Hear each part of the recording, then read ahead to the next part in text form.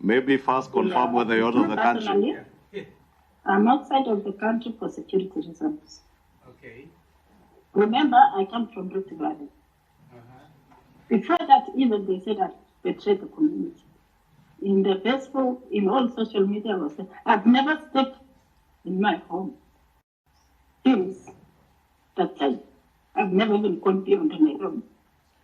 That time, I got calls, people telling me to drop the case. What am I doing? So many things, but I believe it's my constitutional right because I know what I did and what I didn't do. So it is because of security reasons. I'm out of the country and we're not doing even well because even the salaries we had, they were stopped. Even the 1/3 when I'm doing the case. So we are living at the mercy of people outside. So Commissioner Terera talk on herself, but mine is a long story. I don't want to say so many details because I told you I have a case in court, but it's because of security reasons. Thank you.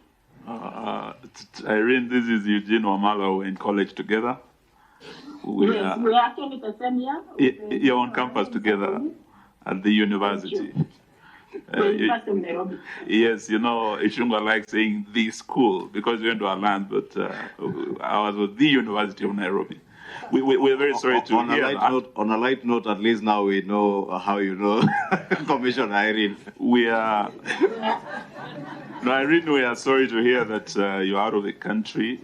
And literally from what you're explaining, because the whole country is listening, it's like you're in exile or something. Did you receive specific threats? What about your family? Are they in the Rift Valley? Have they also moved out of the country with you? And is Commissioner Cherera also under the same situation, being away from the country, not by choice, but literally in exile? Is that the situation with Commissioner Cherera as well? And sorry. Thank you, Co-Chair, for that question. It's a very emotive question. You heard when Commissioner Masit was responding. She was really shaken, and it has taken a toll to all of us. I, being the vice chair and the voice behind the mic, and the team being dubbed by my surname, Cherera 4. I am in my late 40s, and I have a young family. My last born is 7 years old. It was bad even in school. Our social life was really thwarted. It was bad for my children. It was bad for my family. And I said some of things we cannot say them on camera because it is not a safe space for all of us. We've been threatened just because we spoke what we saw and what we know. Personally, I was in charge of communication at Bomas. I used to get information and statements from the commission, and I give it out to the media.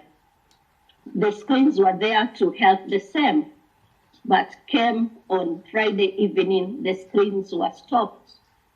Everyone used to come to me to get information. And you know, part of communication is the transparency bit that is a requirement in any election. I could not give people that information.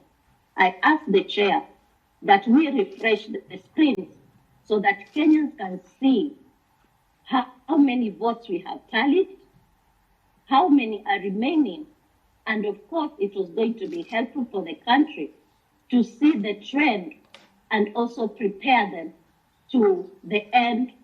Of course, if it remains like 5,000 votes, people already know how this election has gone.